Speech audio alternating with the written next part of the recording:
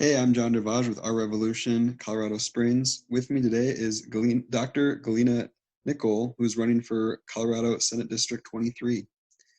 First, can you tell me specifically like where that district kind of is located, as well as why you're running for that position?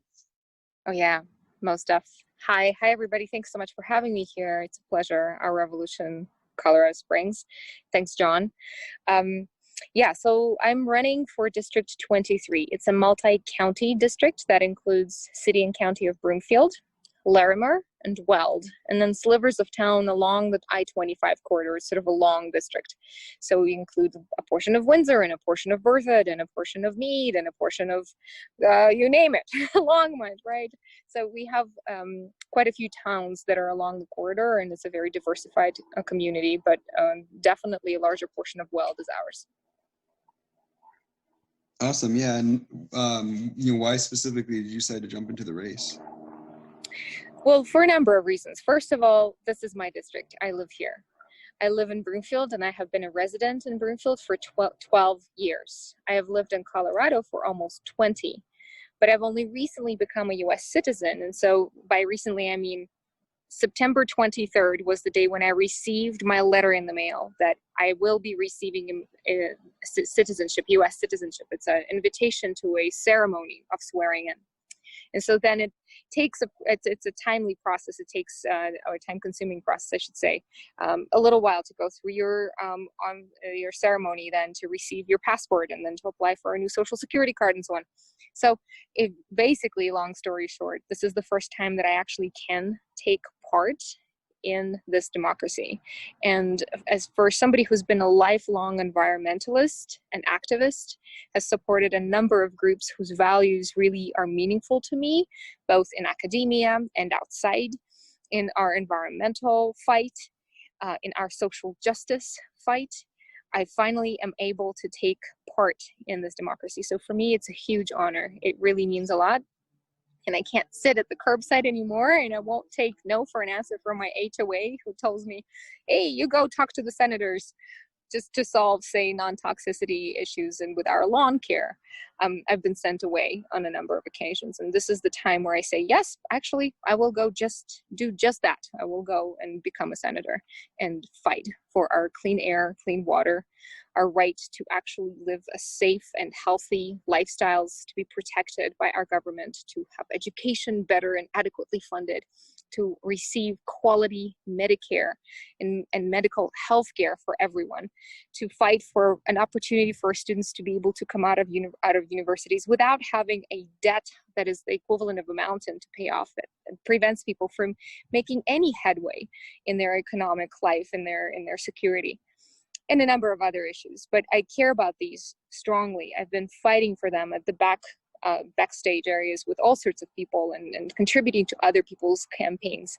But now I can actually do this on my own behalf and stand with the people whose voices and values are meaningful to me. Yeah, and I think, that from an environmental perspective as well, like, I think that's something that is kind of maybe missed oftentimes with the latest pandemic, is the fact that, partly we can expect more and more of these sort of scenarios because of, rising climate temperatures and things like that.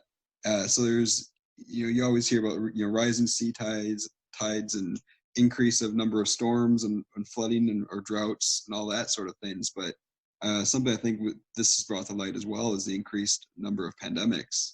And obviously we've seen the devastation that, this has caused to, basically every facet of our lives and our economy, and, people. Oh yeah, it's everywhere, absolutely. Jobs. Yeah. So yeah, it's not just our trees.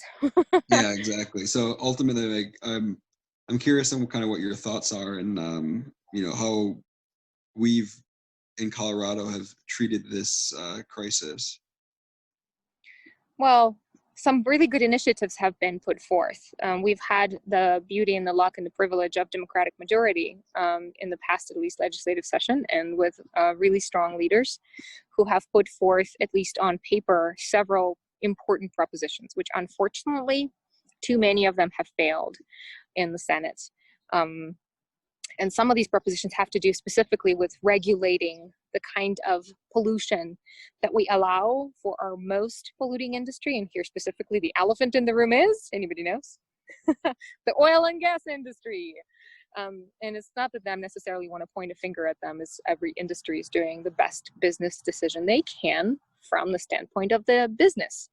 And with this, it's a very antiquated business. It's an industry that is sitting on antiquated equipment, and it's really time to transform, to improve the processes, and actually, in my personal view, to transition to green energies, to renewables, to the kinds of industries that are supporting and healing to our environment instead of destructive of the environment and of people's health on a catastrophic scale, an instant scale. We don't have to wait 10 years. Sorry, cars passing by in the university lawn here. You don't have to wait 10 years. The impact is very, very instant. It's literally in a matter of months, barely a few years, that you will notice that your blood work is not all right. And I mean, I've come to the Broomfield City County meetings on Tuesday nights, sitting with the room, half of which is full of parents that have been showing up every Tuesday for 3 years, bringing in the printed out paperwork of their kids' bloods and looking at the numbers that are just astronomical, 200 plus chemicals that should not be there. So it's not that we don't put effort towards problem solving in Colorado. We just have a really powerful industry that has unfortunately commanded the decision-making processes in our legislature, in our municipalities. So even with the bill that was so hard fought for, the SB 181, that allowed us and gave power to our local authorities to determine how close do we place the frac pads from the residential areas, from the school areas, that gave our local authorities the power of voice to determine how many permits we issue, or how do we monitor their work, and how do we hold them accountable.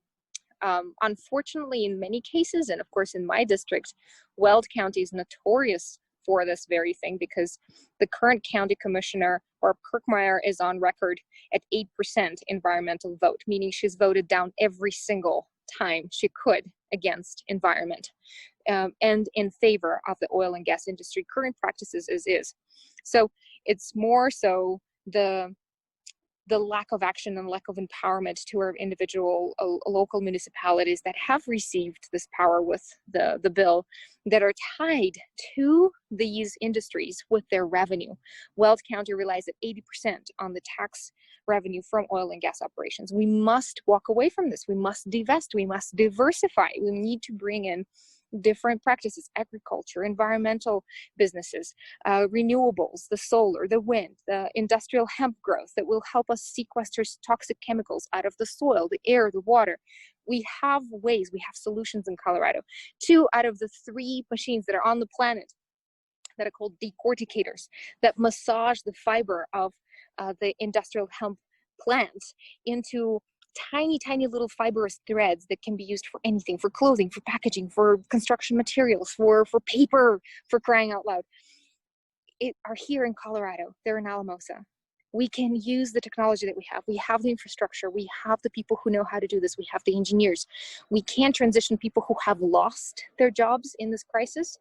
Oil and gas is below their profit lines substantially right now. We know it's a boom and bust, but we can actually use this opportunity to transform crisis into solution. So with the good intentions, I think we need to follow through a little bit better, both with our legislation and the collaborations that the local authorities can push forward. Yeah, and I think, a lot of the reasons I think that there has been this sort of stop of legislation is the idea that so much of the economy in Colorado and specific counties are influenced by the oil and gas industry. And there's a lot of, because I could use the word propaganda out there to try to make sure that people fear the idea of change and think that the only way we can maintain our economy and maintain, this industry the energy industry in Colorado is through oil and gas. I'm Right. curious on what your messaging is, and if you've encountered any sort of opposition to your sort of your platform, and how you kind of went about trying to convince folks of I'd say the path forward?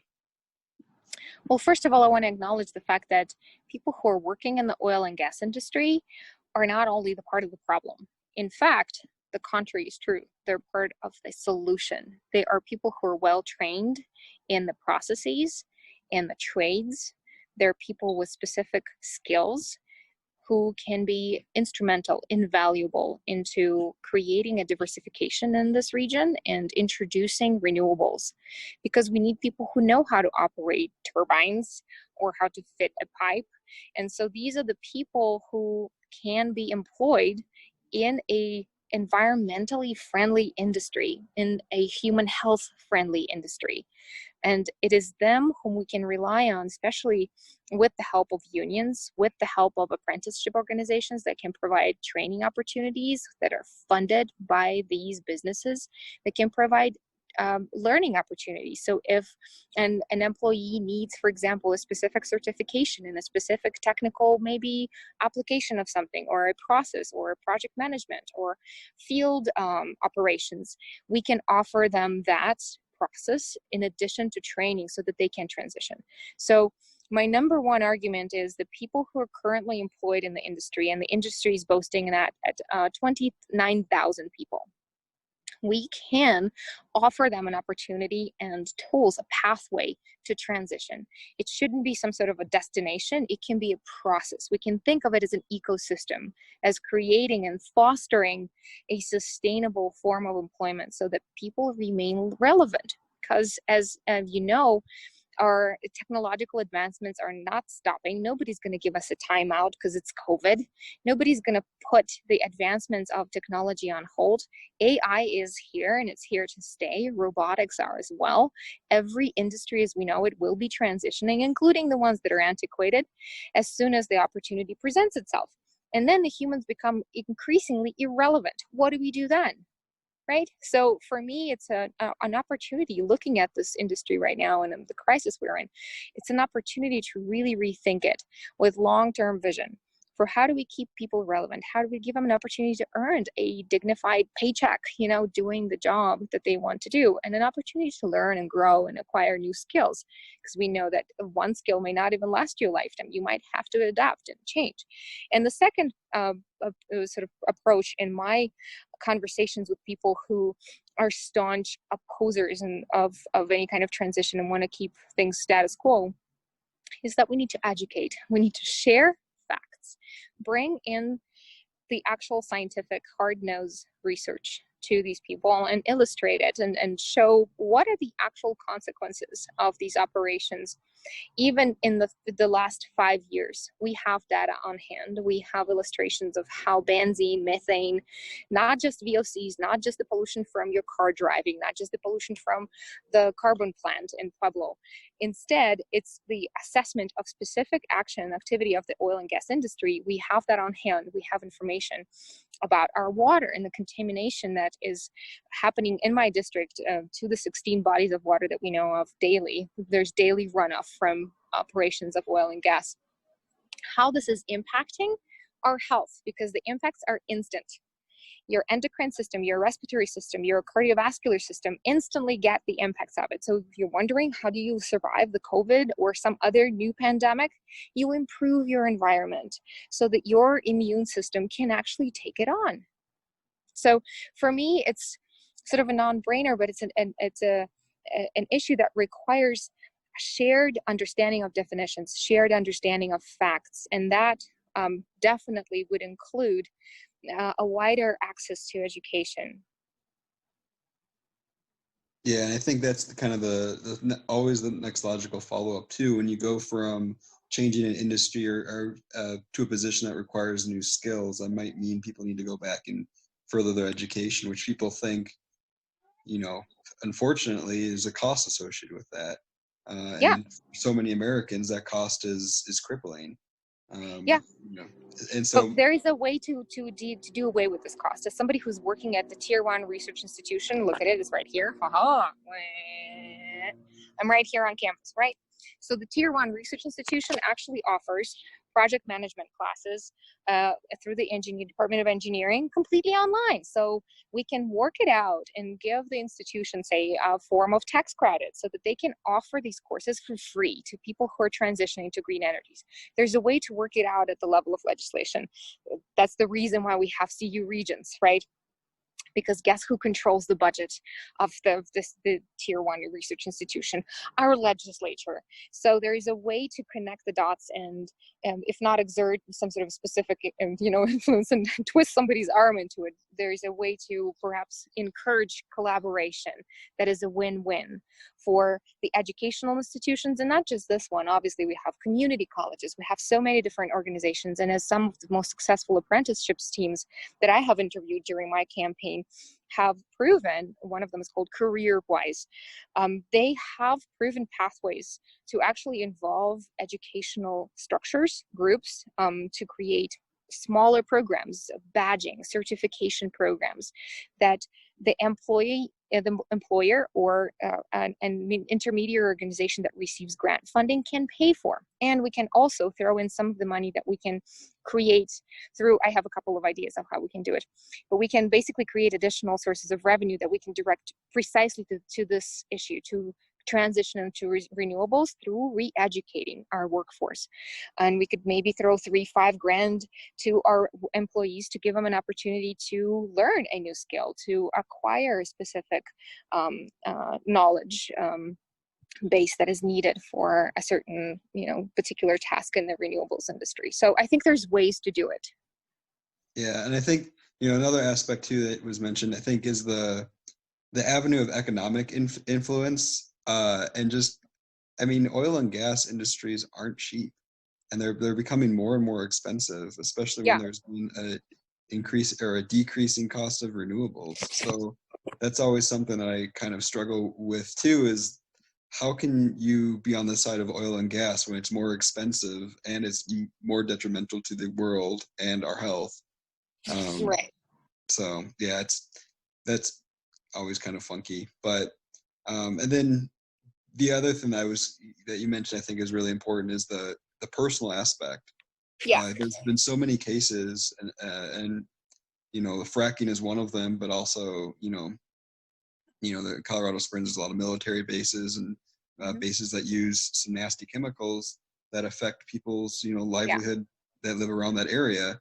And when you tell those personal stories, I feel like that really does kind of bring to home certain people just how bad this can be. So I'm curious. Go ahead. I'm just curious, like, about your thoughts on that, or like what you've heard of, like, telling someone, well, hey, your neighbor down the street has this condition because they use this chemical in the Air Force base, or there's a fracking well that's not too far away that's leaching into your water. Yeah. Oh, yeah, absolutely. Well, in talking to our neighbors and in talking to people who are involved in the industry, maybe might be siding with keeping it as is. I would advocate for a position of approaching it with a positive attitude, as in, we've got a solution, we've got something that is a win-win-win across so many parameters. There is a way, there are people, there are structures in place that we can put together, connect, and transition to something that is helpful and will allow our people, kids, our elders, our people who are serving, to actually be able to do their job and to grow up or to grow old and breathe and be able to function and live and enjoy their life. This beautiful Colorado way of life that we all come here to enjoy, right? The beautiful mountains and the clean air. As far as military goes, I'll say this much. I'm married to a two-tour Iraq War combat veteran who's been honorably discharged, and I know a thing or two about what military does and what they're trained to do. They're trained to recognize a poisoning, for example, from toxic pollution, either water or air pollution. There are specific signs that they're trained to recognize when they get dizzy and they get bloody noses and they have disorientation and maybe nausea. It's part of the training that they go through to be able to know and recognize that something is up, maybe in your environment, that is making you unfit and for duty. And I know likewise that they're at being at the front line of the defense, of course, for the country, people, men and women in uniform who go out and do the ultimate thing, pay the ultimate sacrifice often, by serving our country in the most toughest areas. Of course, their lives and health likewise depend on whether or not they have a chance to function in a clean and environment, and to be able to, for example, train as they do in a place where they can actually breathe. So yes, absolutely, everybody's impacted. And I find that maybe in some ways, my husband and a few of his military buddies, they sounded slightly more dismissive. When you talk to them about it, they're like, well, whatever, it doesn't matter, until it suddenly hits you. One fellow co-running state Senate candidate, Maria Orms, who's running for, I believe, District 31, she said that she personally witnessed how absolutely terrifying this has been for her family. So when I hear her story, I realize that it's a matter of a degree of influence. So if you haven't experienced only some symptoms, and you you start being, I don't know, a little more sensitive to pollen, or you sneezy or wheezy, that's one thing. That's my husband. But if you are a little bit, suddenly you're unable to stand straight, and you're getting these serious lung situations, you're literally compromised in more than one way, and for sure that it's somewhere in your environment. And this was the case for her husband, and her children, who all were exhibiting signs of poisoning, air poisoning.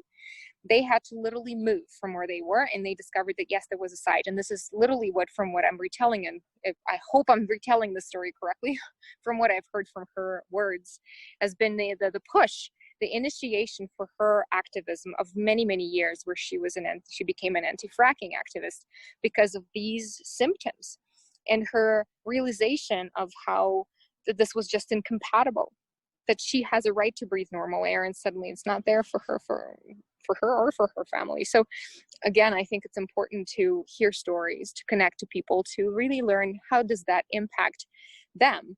If you have your children going to school, like Patricia Nelson does, she's been in the national news with Bella Romero, of course, school, right? In my county, in my district in Weld County, where they've placed this frac pad 686 feet from the school's playground. And the levels of benzene in the air are way out of what EPA would allow, and basically are at carcinogenic levels. And kids are breathing this in daily.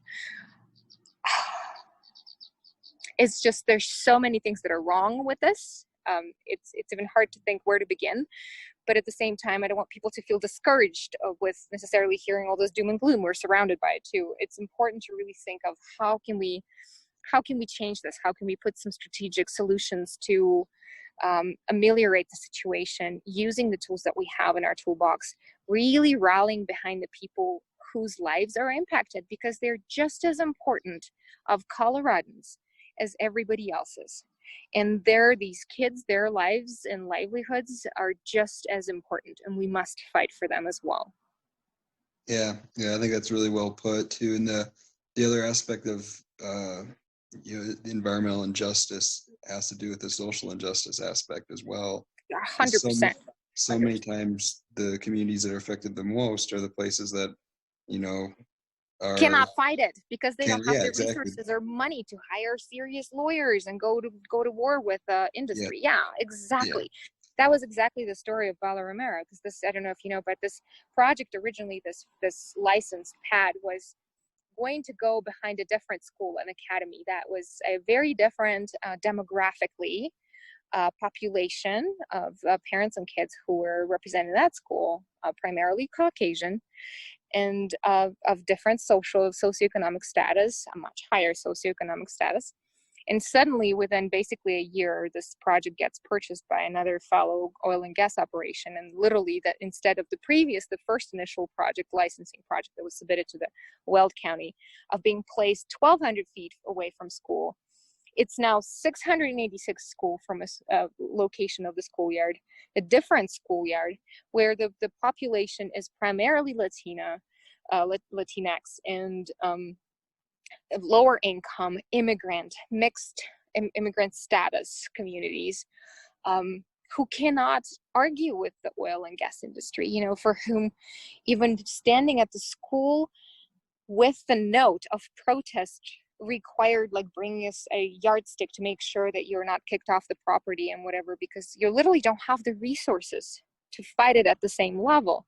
So yes, 100%, like, or Suncor, let's start there, or maybe mention it at least for a moment. Just think about all of these communities. Do you think white and privileged Caucasians, Coloradans live near Suncor? No. Instead, an entirely different population lives there. And I know this very personally because I am an immigrant. I've lived in Colorado for almost 20 years, but it's very, very recently that I've become the citizen person, and it's taken me a long 7 years to transition, of which some time, at least I'm tempted to say 2 months, I've spent in between my documents, where you're really frantically panicking out about the fact that you don't have proper documentation and you don't have health care, and you cannot go to the driver's license place to renew your driver's license, and God forbid anybody pulls you over, then they will just put you on a plane and get rid of you. And I would have never been able to see either my husband or my parents if I got kicked out of this country. It's paralyzing fear. You cannot do anything with it. And I am a human who was privileged and lucky, at least, to receive the education. I earned my doctorate here at the University of Colorado. So it's like this practically, educated person who is struggling with whether or not she's illegal. Am I illegal? Am I illegal? Because I'm in between documentations. I haven't received the new one and I'm out of my old one. Where am I? What's my status? And so a lot of the times, these communities where people are forced to live, people who don't have proper documentation to rent anywhere else, people who are lacking the resources to even be able to be employed gainfully because you don't have the proper permission to work. As an immigrant, I know very, very personally what's it like to not have the permit to work. You're just praying that at some point it will come, knowing that sometimes it won't. Jumping through hoops. It's just a place of sheer paralyzing fear. And of course, from this place, you cannot possibly argue with massive industries and try and gain some sort of leverage and argue for your right to clean air. Forget it. You're just trying to make sure you can bring some bread home. It's always an issue of social justice, the environmental justice, always. But I think that first and foremost, for these populations, it's an issue of life and death. It's an issue of whether or not they can survive coronavirus or some other thing. Because right now, their pollution has compromised their system to the point where they will die from this virus because they live right next to this catastrophic polluting source. So yeah, lots to unpack there, but indeed it's always the case that environmental justice go hand in hand with social, racial justice. Yeah, and I think that's why it's so important and so critical that people who are in political offices are actually representative in every facet of the people that they're representing. They're not just representing the corporate interests or the big money interests. That's or right. the oil and gas industry, but representing the actual people that live in their area, live in their neighborhood, because that's what it should be. That's right. I think that's why so many people are so disinterested in politics and politicians, is because tell me about this. So many politicians are just not representing them. So and they're hard to trust. So I think this last few minutes, just want to close out. So specifically, what's the process what's your process to the ballot? Are you going to be part of a primary and then the actual I am election? on the primary. I have a very lovely, decent opponent. She's from Johnstown in Weld County. Her name is Sally Bocella, and she's a fine woman who has lots of exemplar service to bring to this race, service for her community. And I think she'll make a fine stateswoman. So if the party picks one of us, I'll definitely rally out behind her. I can speak for myself, however, better, because I know what I've brought to this table, to this race, more. And so what I can say is that my platform, I guess, differs substantially from my opponents in that I'm basing it on specific legislative ideas that I will bring to the table, that I will fight for once in office. So everything that I've created so far in my platform focuses on very targeted solutions to the problems we're facing. So for example, even currently in this crisis, economic deficit crisis that we're facing in the state, I've created 2 proposals to bring in needed revenue. Number one, decouple our state tax from the federal tax so that we don't lose $400 to $500 million with the newest provision in the CARES Act that has been passed by the federal legislature. Secondly, I'm arguing for an extension or expansion, I should say, of the taxing district for RTD to include one of our wealthiest counties. That's been very well protected by their leader, of course, in the national arena by Ken Buck, specifically Douglas County, whose revenue is not coming into our RTD tax revenue and can bring in 25 to 30 million a year, literally beginning with whenever we can introduce it. So, and I also support the Initiative 271 that will introduce graduated tax for our wealthiest Coloradans that will literally be impacting the 1% of Coloradans who make over $250,000 a year. So I'm running my platform on specific progressive proposals. I am likewise bringing quite a bit of service to the table, but I'm happy to talk about it sort of separately. Or people are welcome to go to my website, Galina for SD23.com, and look at the background, as well as just Google me at the university, and you'll find massive amounts of information, my CV, the list that wouldn't fit of affiliations and service for local nonprofits, for our community. That includes creating and competing for a national grant from Department of Defense for our veterans, the solution for mental health. I'm an advocate who's working on campus with an innovation incubator who's contributing designs and practical solutions to introduce mental health solutions to curriculum, to our processes, to improve the health and well-being of students, faculty, and staff. Examples of my engagement with community sort of roll on and on and on, but I don't want to necessarily make it apple for apple or some sort of competition. People can just explore that on their own. I'm rather focusing on what needs to be done, how do we solve it, and how would I solve it? So I'm literally putting those out as legislative proposals. In fact, one of my recent ones came out as a newsletter article that I submitted to the Weld County Dems. And I'm going to be sharing it possibly through a couple of other news outlets so people can read about it and they can actually see the language of the legislation. And I guess finally, most importantly, I'm the only candidate in our race who actually has legislative experience, at least on the Democratic side. I have co-authored 2 pieces of state legislation and 2 national pieces, where in our state I've authored a legislative act. It's called a Recognition of Fact Act, where we have established that and this has been a few years back, that there are prison camps, extermination camps in Poland during the World War II, where Nazis have literally kept a couple of their camps right on the territory of Poland, but they've never been Polish. And so that is one of the pieces of legislation that I have personally co-authored in the state of Colorado. And then I've written a piece of national legislation. It's one of the 2 that I have co-authored again. Has 30 pages of my language that includes protective measures for international students and scholars to offset some of the rigorous draconian measures that were enforced on international students and scholars passed after 9/11, when we literally put a lid down on visa processes, on the inhumane treatment of them. So I've done this work. I'm basing my chances of winning this election in the general on the practical experience, on my education, on the years of service, of being in this position of public service for over a decade, and for really knowing the needs of my community and coming up with specific solutions that are progressive, that are people-centered. Awesome. Yeah, that's exactly, I think, what we need in this day and age. So again, thank you so much for taking the time to talk to us today. My pleasure.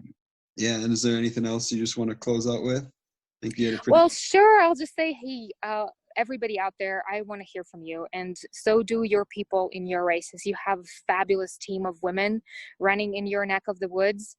There's Randy, there's Jill, there's Susan, there's amazing, amazing women running in your races.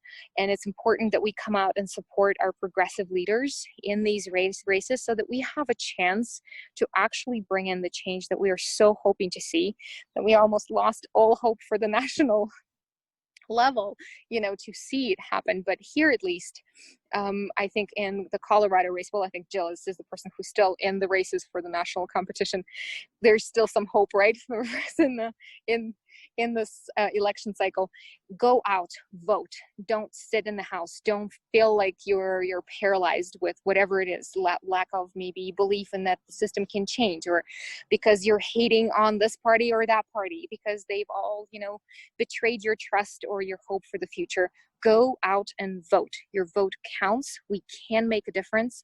Pick your candidate, root for them. Do go out to vote. Awesome. Yeah, it's super, super important advice, especially distinguishing differences between local elections and national elections. There's El Paso County is pretty Republican, but we have a very strong progressive base of Democrats. And we have a lot of very strong progressive candidates. So that's the critical factor. Exactly. Focus on those races if you're not so interested in the national race. So yeah, exactly. Awesome. Evaluate the platforms and go vote for them. Put them in offices. Yeah, exactly. Again, thank you so much for your time. My pleasure. Take care.